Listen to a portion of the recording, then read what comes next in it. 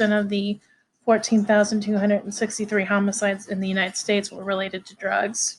Okay, 1/4 to 1/2 of all incidences with domestic violence are drug related. So this is an issue. All right. So the different types of drugs that are used are hallucinogens, or these are the different categories based on their pharmacological effects on the body. Hallucinogens can change normal thought processes, perceptions, and moods. The most widely used one in the United States is marijuana. Okay, and it's been used to produce euphoria for thousands of years. The active ingredient is THC. Okay, it can range from 1% in cannabis to 10% in sinsemilla, which is a cultivated cannabis. Hash oil, you guys have seen CBD oil. That's different than the illegal stuff because the CBD stuff that they sell does not contain THC, so you wouldn't get that effect from it. I would double check with your doctor first. Again, I'm not a medical professional, so I can't say yes, take some, or no, take some. I'm not that familiar with it. Marijuana decreases the user's ability to concentrate, slow reaction, and impairs coordination.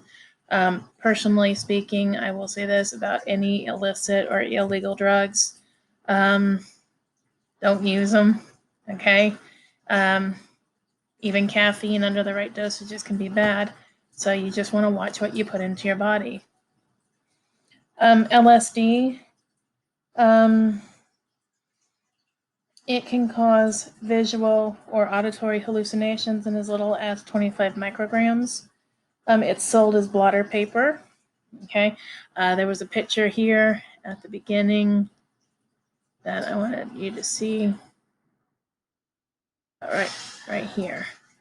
So they make these really brightly colored drawings and stuff to appeal to children, which is, in my opinion, I think wrong, very wrong.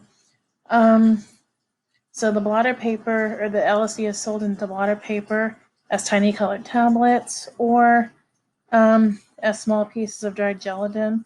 And depending on what it is, it can have different names. It can cause extremely dangerous psychosis, flashbacks, and impaired memory and attention span.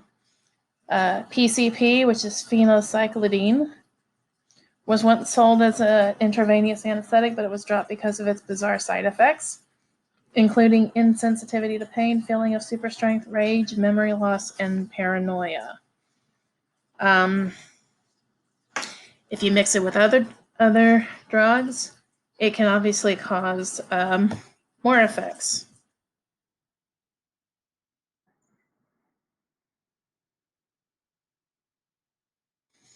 All right, ecstasy is a synthetic drug that stimulates the user and causes hallucination.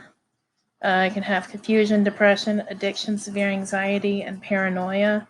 And it also increases your blood pressure and heart rate. Okay. Recent research links ecstasy use to long-term damage to the parts of the brain that are important to thoughts and memory. Ketamine was once considered an animal tranquilizer, is legitimately used as an animal tranquilizer, but it's a powerful hallucinogen. It's mostly found at nightclubs and rave parties. It can cause delirium, amnesia, depression, and long-term memory difficulties.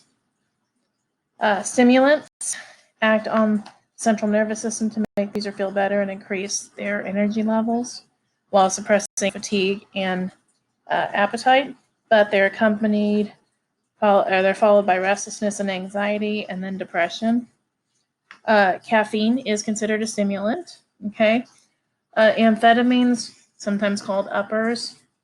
Methamphetamine is also considered one. Cocaine is considered one.